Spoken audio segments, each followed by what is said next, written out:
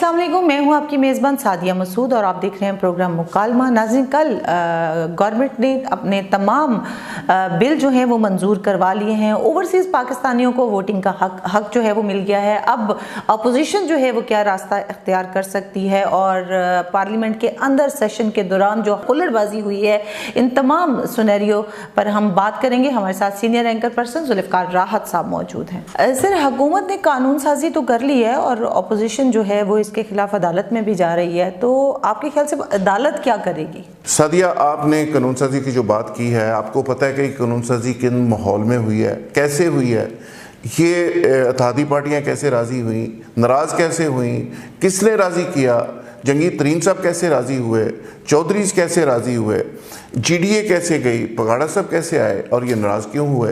तो ये इसके पीछे एक पूरी साइंस है, पूरी कहानी है।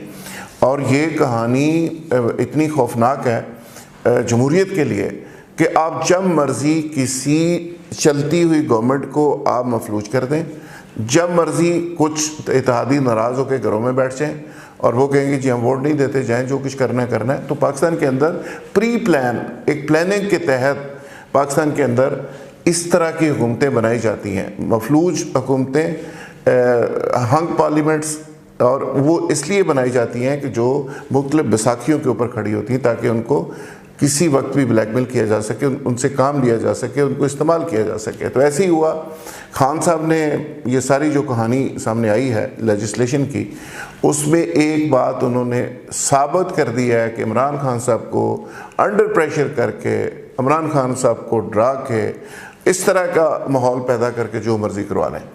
और ये खान साहब ने सारी जो लेजिस्लेशन जिसकी आप बात कर रही हैं उसका क्रक्स ये है।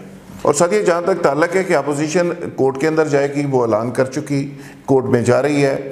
अब कोर्ट का एक दायरा इख्तियार है। कोर्ट क्या कर सकती है? कोर्ट तशरीह कर सकती है पार्लियामेंट के बनाए हुए कानून की, और वो पूछ सकती है कि ये कानून आइन से मुतसादम तो नहीं। अब आईने पाकिस्तान के ख़िलाफ़ कोई कानून साजी नहीं हो सकती, कोई लोगों के मफाद के ख़िलाफ़ कानून साजी नहीं हो सकती। इस पे एक चीज़ बड़ी इंपॉर्टेंट है, वो ये है कि आइन के ख़िलाफ़ अगर इलेक्शन कमीशन कहता है कि जी इसमें वोट सिक्रेसी कॉम्प्रोमाइज़ हो रही है, यानी वोट सिक्रेसी का इशू है, तो फिर जाके कोर्ट हो सकता है इसको फारग कर दे या इसके हवाले से कोई ऐसा डिसीजन दे दे। क्योंकि इलेक्शन कमीशन इसमें एक पार्टी है और इलेक्शन कमीशन ये कह रहा है कि पहली बात तो ये है कि गवर्नमेंट के बहुत ज़्यादा पैसे इस पे लगने हैं, कुछ 2 बिलियंस के लगभग इस पे पैसे खर्च होंगे। आप हैरान होंगी कि 1 लाख से ज़्यादा मशीन ऑपरेटर चाहिए और उनकी ट्रेनिंग आपने करनी है और टाइम आपके पास है नहीं। 2 लाख मशीनें चाहिए, अच्छा 1 लाख उसको चलाने वाले लोग चाहिए। फिर इलेक्शन कमीशन इसके ख़िलाफ़ एक पोजीशन ले चुका है।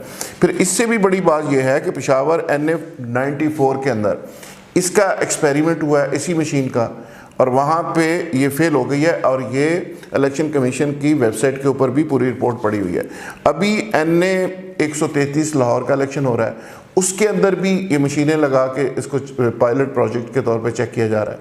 उसमें भी मुझे उम्मीद है कि ये रिपोर्ट ऐसी आएगी कि ये फेल हो गया सिस्टम, ये नहीं चल सकता।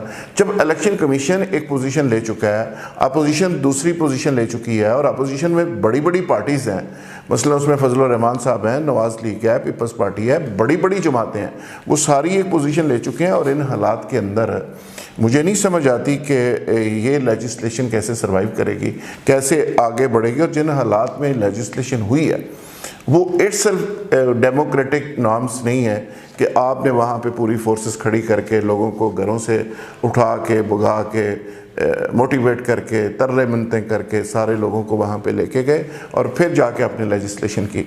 तो मेरा ख्याल है कि इस लेजिस्लेशन के ऊपर ज़िंदगी भर एक सवालिया निशान रहेगा। सर, जैसे कि आप जानते हैं कि कल हुकूमत ने कानून साजी तो की है, लेकिन इसके अंदर जो है वो कुलभूषण जाधव का मामला भी उठाया गया है। अब इसका जो है वो इस कानून साजी के साथ क्या ताल्लुक है, और अगर उठाया गया है तो अपोजिशन इसके खिलाफ क्यों है? अपोजिशन को इससे क्या मसला है? अच्छा सादिया, ये बड़ा शोर मचा हुआ है, हर शख्स जानना चाह रहा है कि कुलभूषण का हमारी लेजिस्लेशन से क्या ताल्लुक है। कुलभूषण एक इंडियन जासूस है जो पाकिस्तानी फोर्सेस के कब्जे में है, पाकिस्तानी गवर्नमेंट के कब्जे में है, और वो पाकिस्तान के खिलाफ काम करता था। हमने उसको पकड़ा हुआ है, उसको हमने सज़ा दी है।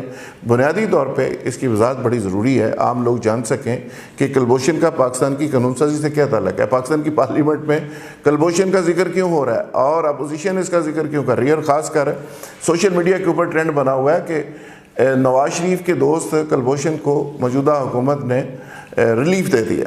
अच्छा, यानी हम हमेशा से सारी गवर्नमेंट पीटीआई की कहती थी, मीडिया ये कहता था कि नवाज शरीफ का इंडिया से ताल्लुक है, नवाज शरीफ का टिल्ट इंडिया की तरफ है, तो कुलभूषण को सज़ा नवाज शरीफ नहीं देना चाहता, कुलभूषण का नाम उसकी ज़बान पे नहीं आया। तो आज वही नून लीग आज पॉइंट स्कोरिंग कर रही है, वो पीटीआई की क्लास ले रही है इस पे कि जी कुलभूषण तो हमारा दोस्त था, आप कहते थे, अब आप उसको रिलीफ दे रहे हैं। तो रिलीफ बुनियादी तौर पे ये है कि इंटरनेशनल कोर्ट ऑफ जस्टिस ने पाकिस्तान को कहा है कि इसको अपील का राइट दिया जाए, और आपके पास इसका कानून मौजूद नहीं है। आपने कानून साजी की है, एक बिल लेके आए हैं जिसकी रूह से अब कुलभूषण को, इंडियन जासूस को अपील का राइट मिल गया। अब वो पाकिस्तान की कोर्ट्स के अंदर अपील भी कर सकेगा, और वो अपील आगे छोटी कोर्ट से लेके सुप्रीम कोर्ट तक जाएगी। रवायती तरीके से जैसे पाकिस्तान के अंदर फैसले होते हैं और उनकी अपीलें होती हैं, उसी तरह ये अपील भी जाएगी। फैसला क्या होगा वो अलग बात है।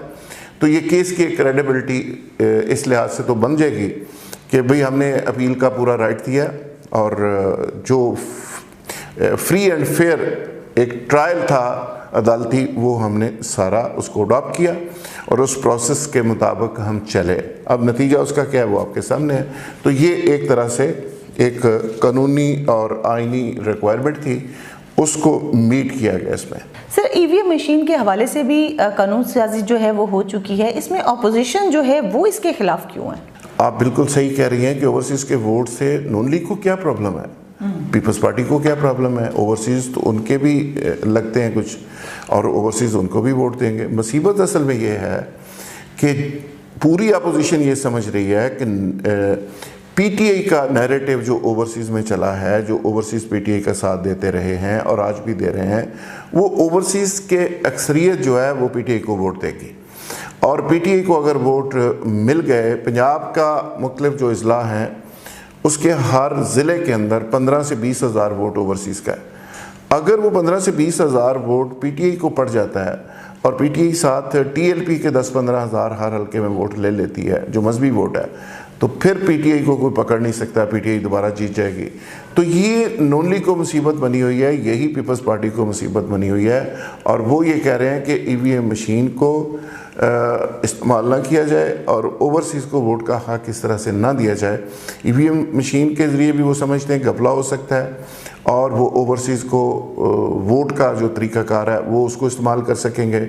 फिर उसका ओवरसीज़ का जो वोट है उसकी अक्सरियत पीटीआई की तरफ जाएगी।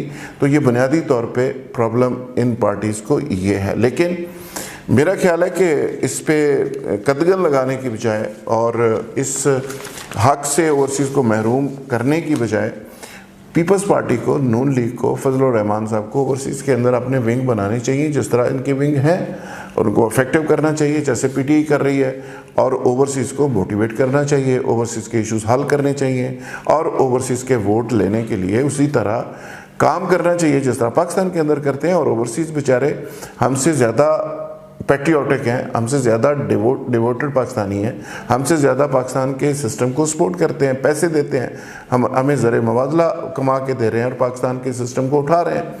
तो इसलिए वो कोई दुश्मन नहीं है, वो भी हमारे दोस्त हैं और हमारे पाकिस्तानी हैं, और हमसे बेहतर पाकिस्तानी है बाय द वे।